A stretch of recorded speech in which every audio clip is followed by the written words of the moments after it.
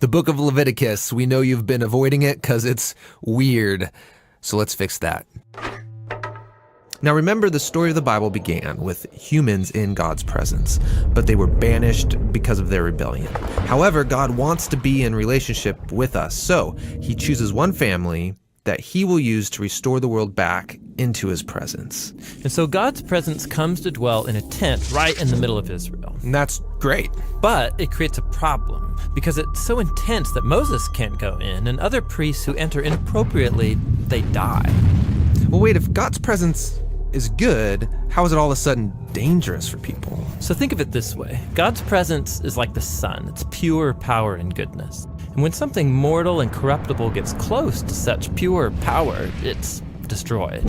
And so the word holiness is used in Leviticus to describe God's pure and powerful presence, which, like the sun, is both good and dangerous. So the point of Leviticus is to show how corrupt Israelites can live near God's goodness without being destroyed.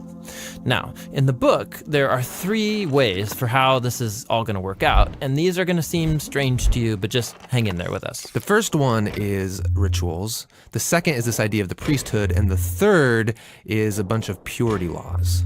Now, the book is broken up into 7 sections, and each solution is explored in 2 sections of the book.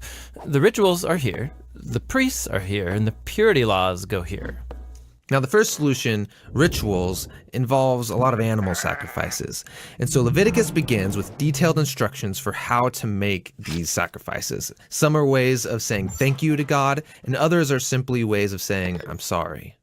And here at the end of the book, there are some more rituals. These are about observing sacred days and festivals. They're all celebrations that retell some part of the story of how God rescued Israel and set them apart from the nations.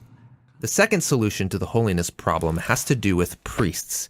You see, being directly in God's presence is really dangerous. So he appoints priests as special representatives who can go into his presence on behalf of others.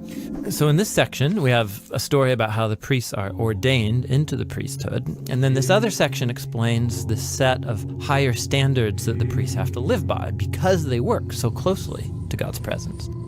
The third solution in the book is all about purity laws. And this is by far the hardest thing to understand. For example, in this section, we're really concerned with knowing whether you're clean or unclean. Or another way of saying that is being pure and impure. And here's what we need to know to understand this. When you're in a pure state, you can be near God's presence. When you're in an impure state, you can't.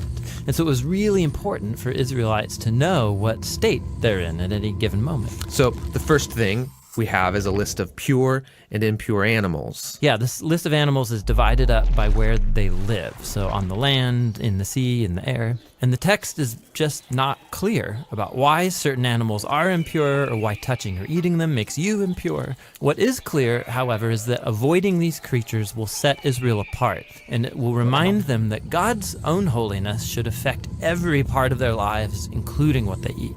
After the food laws, we get a lot of random rules about things like skin disease, touching dead bodies, what to do with bodily fluids. But they're not random. All of these are things that the Israelites associated with life and death, which are sacred things because God is the author of life. Okay, but simply coming into contact with these things makes you impure? They do, but we have to keep in mind that it's not wrong or sinful to be ritually impure. You just wait a few days, take a bath, offer sacrifice, and you're pure again. What is inappropriate is entering into God's presence when you're in an impure state. Now, there's more purity laws over here in this section. Yeah, these focus on Israel's moral behavior. So these are laws about social justice, healthy relationships, having sexual integrity. Living by these laws will make Israel into a morally pure people who can live near God's presence. Those are the 3 solutions. Now, you've probably noticed that they surround the very center of this book, and it's here that we find a really important ritual called the Day of Atonement. Yeah, so Israel's a big tribe now, and odds are there's a lot of sin happening that goes unnoticed, that people are not dealing with.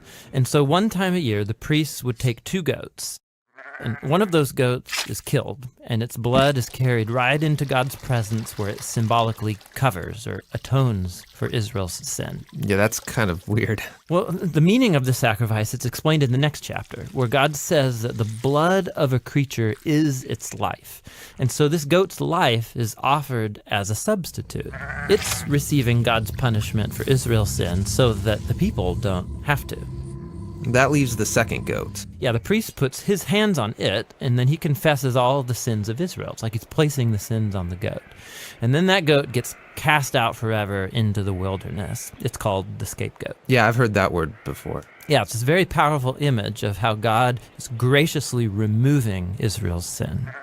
But let's be honest, sacrifices in general seem so barbaric. We have to remember that in the ancient world, sacrifices were the main way of buying favor from the gods.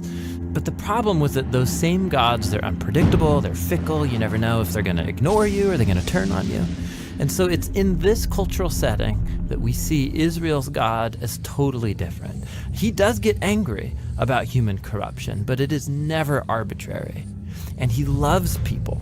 So he provides this clear way for Israel to know with confidence that they are forgiven and that despite their corruption, they are safe to live near his presence.